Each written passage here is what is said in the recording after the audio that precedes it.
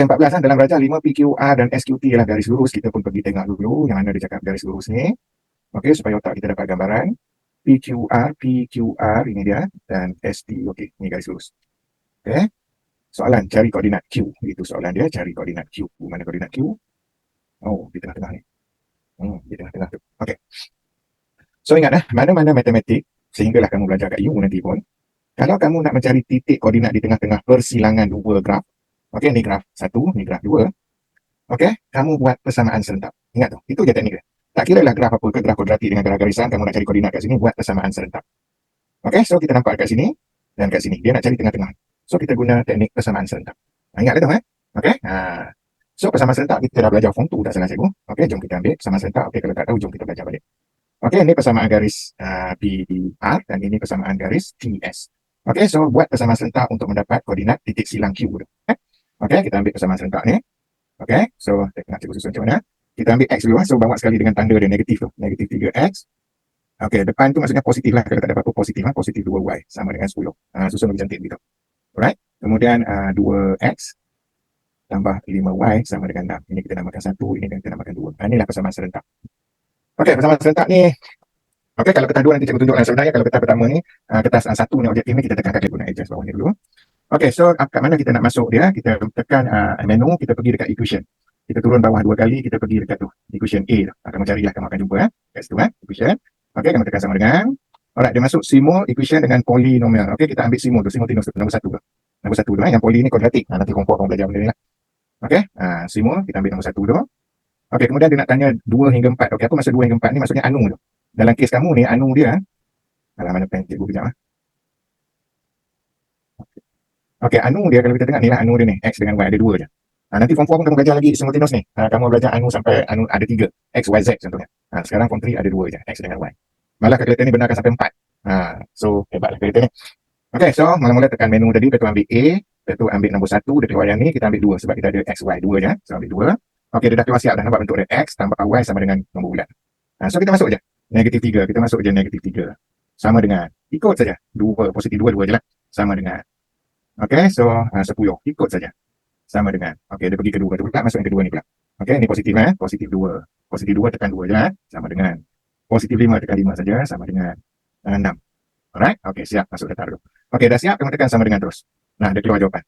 Terus dia bagi X sama dengan negatif 2, tekan sama dengan lagi. Y sama dengan 2. 2 terus dapat jawapan. Okey, iaitu apa jawapan kita tadi?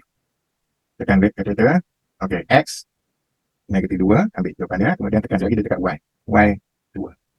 Okey, so dalam koordinat kita tahu X dulu dalam koordinat macam tu lah kita tulis, siap kerja kita. Sebelum kita nak buat benda ni, tolonglah kamu hafal apa dia? Hafal soh kah tua. Ini tolong soh kah tua, soh kah tua. Okey, so soh ni kita tahu sin theta sama dengan O per H. Itu maksudnya. Kah ni maksudnya cos theta sama dengan macam tu maksudnya, dan tangent theta sama dengan O. Itu maksudnya. Okey, so tolong hafal yang ni. Dari sini kita keluar formula masing-masing. Okey, kah. Oh, salah tu kah tu kan. So, aku diam aja. Kalau cikgu salah tolong aku betulkan. Kah, soh tua. Okey.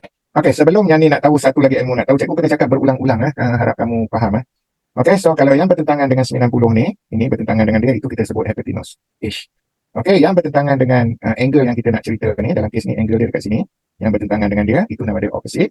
Okey, ni pun kena tahu ni Dan satu lagi automatik kita akan dapat adjacent tu. Okey, bersebelahan. Biasanya orang akan cari hypotenuse tu. Kemudian baru orang akan cari opposite. Automatic adjacent akan timbul. Okey, sebab apa? Benda ni ada kena-mengena dengan benda ni. Alright. Okey, jom. Ilmu ni patut dah ada kalau tak ada tak boleh nak jawab 16 ni. Alright. Soalan nak tanya cos. So kalau cos kita pergi ke sini sajalah. Yang ni sajalah. Yang lain tu tak payah tengoklah. Okey, kita pun setting lah cos theta sama dengan Okey. Dan masuk saja. A15 ada dekat sana, masuk ganti je A15. H berapa? Okey, H tak ada. Biasalah standard H tak ada. Jangan panik. Kita dah belajar trigonometri ni, nama dia trigonometri. Trigonometri ni akan berkawan dengan theorem Pythagoras. Okey, beza dia kalau trigonometri ada sisi dan ada angle. Itu trigonometri. Ada angle ni.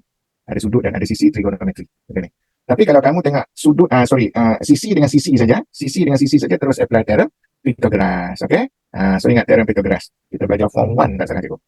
Alright, theorem Pythagoras. Okey, theorem Pythagoras tujuan dia kita nak cari sisi segitiga. Sisi ni kita nak cari, kita tak tahu dah. Carilah. Okey, hipotenus. So, ingat teorem Pythagoras kalau hipotenus tambah. Itu pun tolong ingat benda tu. Kalau hipotenus, tambah. Kalau bukan hipotenus, kita tolak. Ingat tu. Okey, dalam kes ni awak aku nak cari hipotenus ni. Ni hipotenus yang bertentangan dengan 90 ni hipotenus. Tambah. So, tambah apa cikgu? Tambah je lah 8 tambah 15. Ataupun 15 tambah 8. Tapi jangan tambah buta macam tu je. Formula teorem Pythagoras, kuasa 2 punca. Itu hafal je lah. Kuasa 2 punca. Yang penting jangan salah tambah atau tolak kat tengah ni. Dapat. So, kita tekan je lah kalkulator. Ambil balik kalkulator kita, tekan saja. Punca. Mana punca? Okey. Yang ni keluarkan dulu, kamu bersihkan. Tekan saja menu tadi ni. Kamu tekan nombor 1. Dia automatik, dia set up balik.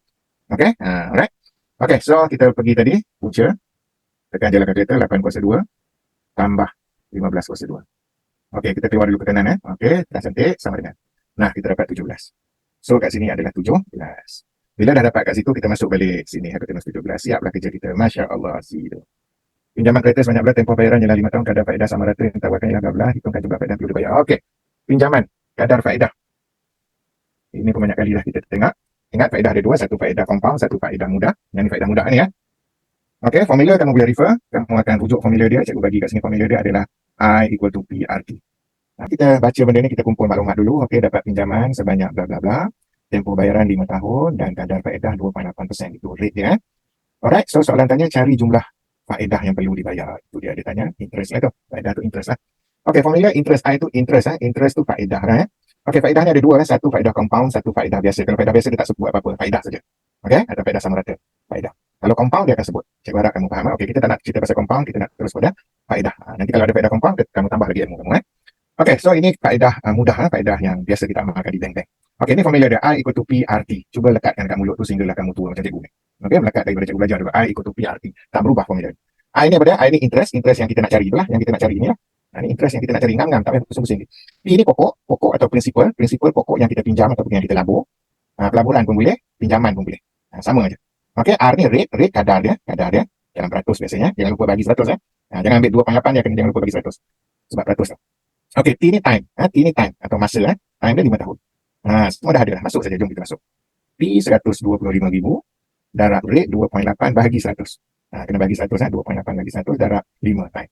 Tekan saja kalkulator. Okey, ambil kalkulator canggih kita ni. Sekejap sebelum kita ambil kalkulator ni, saya guna move. Video sikit. Okey, so kita pun tekan dah kalkulator kita. 125,000 125,000 darab 28 per 100 mesti per 2.8 bukan 28. 2.8 hati-hati per 100. Okey, ke kanan darab 5. Itu dia. Siap, sama dengan. Itu dia, terus dapat jawapan 17,500. Mana pen cikgu?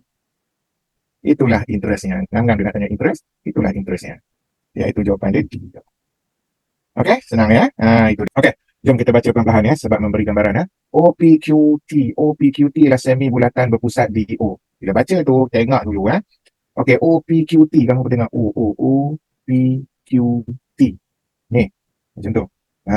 Dan dia cakap semi bulatan. Ngam lah, kita nampak tu semi bulatan. Semi bulatan tu maksudnya separuh bulat. Separuh bulat ni bulat macam tu. Berpusat di O. Ni pusat dia, maknanya dia ni jari dia lah. Ni sama panjang lah jari dia. Faham Dapat gambaran Okey. Masuk dalam otak kita. Nampak gambaran tu. Okey, seterusnya lagi. OQST ialah segi empat sama. Kamu pun pergi perhatikan dulu. Ni segi empat sama. Segi empat sama. Apa maksud segi empat sama? Cikgu pesan, kalau nampak segi empat sama, terus tanda mereka ni adalah sama panjang. 4 sini 4 sini 4 sini 4. Tanda kan? Maklumat tu ni 4 tu nampak Masuk maklumat tu gitu dulu. Okey, terus baca lagi. Maklumat banyak sangat ni. RU ialah lengkok bulatan. RU ialah lengkok bulatan berpusat P. Apa benda tu? Kita tengok dulu. RU, maka kita tengok RU, mana RU? Okey, RU ni RU. Dia cakap lengkok bulatan. Lengkok bulatan ni ukur lilit bulatan Okey, ukur lilit bulatan pada pusat P. Sini pusat dia. Makna dia, ni jejari dia ni. Macam itulah bulatan dia. Umpama macam itulah bulatan dia ni, jejari dia. Ni jejari dia sebab dekat pusat dekat P. Ini lengkok dia macam itulah lebih kurang. Faham kena faham ni jejari dia. Okey. Faham okey. So kita masuk maklumat kat situ, kita tahu yang ni adalah jejari ni. Ni pusat dia cakap ni, P ialah pusat dia. So ini jejari, ini lengkok dia. Macam itulah lebih kurang. Okey. Makna dia sini pun 4 juga. Faham itu pusat dia. Okey, biarkan dulu, kita terus baca lagi. Dan berjejari 6 cm. Dia bagi tahu, kita baca tak habis tadi, kita bagi tahu dah warna purple tu Dan berjejari 6, bermakna jejari dia 6. Semua ni jejari yang kita tahu tadi ni. Jejari panjang dia 6 dia cakap. 6. Okey. OS pula. Banyak maklumat tu. OS pula. OS ialah suku bulatan. Suku tu maksudnya 1/4 suku bulatan berpusat di T. Kita pergi tengok dulu. OS, cari OS ni OS. Okey, ini pusat dia. Kalau bulatan sentiasa satu dengan pusat. Bermakna ini jejari dia. Maknanya dia bulatan macam tu lah tu. Bulatan macam tu dia pecah suku. Ni suku ni 1, 2, 3, 4. Suku tu 1/4. Okey, ni bulatan 1/4 dia lah. Okey. Faham Kita boleh nampak beberapa bulatan ada di sana. Sini mula-mula. Okey. Kemudian yang ni pula, yang besar ni. Okey, kemudian yang suku ni pula. Dan ada 4 segi 4 tempat. Berterabur guys tu. Okey, biar kita dah nampak gambaran. Kita dah masuk maklumat semua dah. Okey, jom kita baca soalan seterusnya. Okey, locus XY ialah XT4, YP6. Okey, apa benda ni cikgu? Saya tak pernah belajar benda ni. Benar, kamu panik tu. Okey. Kita belajar locus, kita ada satu titik, kemudian kita ada contoh, cikgu nak ulang banyak kali berpenat, kita ada P iaitu jumlah bulatan. PQ contohnya, P dan Q. Yang tu macam tu kan. PQ dia rapat macam tu, iaitu macam tu. Dan PQ dengan QR contohnya ada dua macam tu. Dia potong tengah-tengah. Okey, sekarang bentuk ni cikgu. Ada juga minggu lepas cikgu ada cakap juga. Bentuk pertama dengan bentuk kedua selain daripada ayat ada persamaan dia. Contohnya persamaan dia XP sama dengan PQ contohnya. Okey? Ataupun XP sama dengan XQ. Itu bentuk kedua. Bentuk pertama kamu tahu bulat Bentuk kedua kamu tahu dia cross. Okey. Ini dia persamaan dia. Okey, apa benda cara nak baca dia? Okey, dengar sini cikgu ulang balik. Okey, katalah locus yang kita nak bincangkan adalah locus X. Ni locus. Ini locus. Okey. Pertama kalau kamu nampak ada satu je locus, kat sini tak ada locus, itu bentuk pertama. Bentuk kedua, dua-dua ada locus. Nampak Okey? Alright. So kalau kita tengok kat sini, locus X satu je. Belah sini tak ada locus nombor. Ni bentuk pertama, dia tu bulat ni. Okey, yang ni pula locus Y. Locus Y ada satu je locus, ni tak ada locus. Dua-dua bentuk pertama. Dua-dua bentuk pertama, iaitu bentuk bulat. Yang ni bulat, ni pun bulat. Ingat tu. Okey. So macam mana nak baca dia? Tolong ingat ni. Okey, sebelah apa tu? P ni sebelah locus ni X, gunung-gunungnya X ni locus sebelah locus tu adalah pusat. Ingat tu. Dan yang satu lagi ni ini adalah jarak dia. Ataupun kita sebut jejari dia. Ni kena faham. Kalau bentuk kedua, kalau kamu nampak bentuk kedua, dia ada dua, sini ada locus, sini pun ada locus. Itu bentuk kedua. Dan bentuk kedua kita tahu locus dia adalah bentuk cross. Ini bentuk locus dia. Okey, kamu pergi cari ini titik lah, ni titik dia. Sini P, sini Q contohnya, kamu cross tengah-tengah. Itu locus dia. Okey, itu bentuk kedua. Ini yang kita nak cerita adalah bentuk pertama. Okey, kita nak cerita bentuk pertama. Ini adalah bentuk pertama. Mana cikgu tahu bentuk pertama? Sebab dia bagi 4. 4 ni umpama jarak lah, ni jarak ataupun dia punya jejari.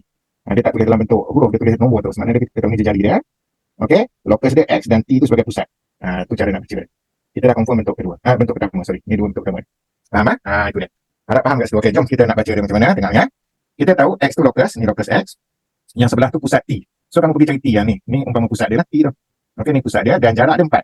Kamu tarik 4. Ngam-ngam kat sini 4 ni, nampak ni. Ni 4 ni. So bulatan dia yang tu. Bukan bulatan, locus dia. Okey, pusat dia T pusat dia dan jarak dia 4. Jarak dia berjejari dia tu 4. Ni locus dia. So dalam kes ni kita tahu dah, kita dah nampak dah. Locus yang terlibatnya ni. Locus terlibatnya ni. Yang ni cikgu lukis lah untuk pengetahuan kita. Yang biru tu. So bermakna jawapan B dengan D dah tak kena lah. Antara A dengan C lah. Sebab locus yang kita dapat ni adalah yang biru tu. Okey, sekali lagi. Sama aja ni. Ini bentuk pertama juga. P itu sebagai pusat. Kamu pun pergi dekat P sebagai pusat. Cikgu ambil warna apa warna oranye P itu sebagai pusat. Ni P sebagai pusat. Dan 6. Apa tu? Jejari dia 6. Jejari dia 6. Sini 6. Dia dah bagi dah tadi. Yang hijau tadi tu. Ni 6. So dia punya locus bulatan. Tu locus dia umpama macam tu lah lebih kurang. So yang kena dekat situ mana? Yang kena dekat situ kita nampak A jawapan dia. Nampak? Dia kena dekat orange dengan yang biru tu. Tu locus tempat ketemu. Suatu lantai berbentuk segi 4 tepat. Segi 4 tepat. 600, 408, 4008. Lantai ditutup dengan jubin. Jubin pula ada yang berukuran 30 cm. Segi 4 sama. Okey. So berapa bilangan jubin? Itu soalan tanya. Jumlah bilangan jubin. Okey. Ini cerita darjah 6 dulu. Contohnya macam ni lah. Okey. Kita ada satu bilik ataupun ukuran segi 4 tepat begitu. Okey. Sini 6,000. Sini 4,000. Sini 6,000 lah. Panjang logik sikit. Yang sana tu 4,800. Itu tak penting panjang lebar. Sama dia untuk dia. Okey. Begitulah. Okey. Lantai ni nak ditutup oleh jubin. Jubin kamu tahu tile tu kamu nak tutup tile. Ni tile lah. Okey. Nak tutup tile. Berapa keping dia nak kira ni? Berapa keping dia nak kira? Itu soalan dia. Berapa jumlah tile ni? Berapa keping tile yang nak penuh semua ni? Dan tile tu berukuran berapa? Tile tu berukuran 30-30. Segi 4 sama. Dia dah cakap kat situ segi 4 sama. Mana tile dia 30-30. So kita tahu tile dia 30-30. Unit tak payah pening. Unit sama dah. Unit dia tak kacau. Unit dia tak kacau. Semua cm. Cikgu tak boleh tulis semua sama. Okey. So berapa ratus ribu keping ni? Berapa ratus ribu keping yang warna biru tile tu nak penuh semua ni? Itu soalan tanya. Faham Itu cerita dia. So matematik dia senang je. Kita cari semua, kita cari luas Ini berkaitan dengan luas permukaan Kita cari luas permukaan, panjang darab lebar, kita tahu formula dia, panjang darab lebar semua. Kemudian kita cari luas yang kecil ni, panjang darab lebar juga, 30 darab 30. Kemudian kita bahagi. Kita nak tahu berapa bilangan ni, kita bahagi.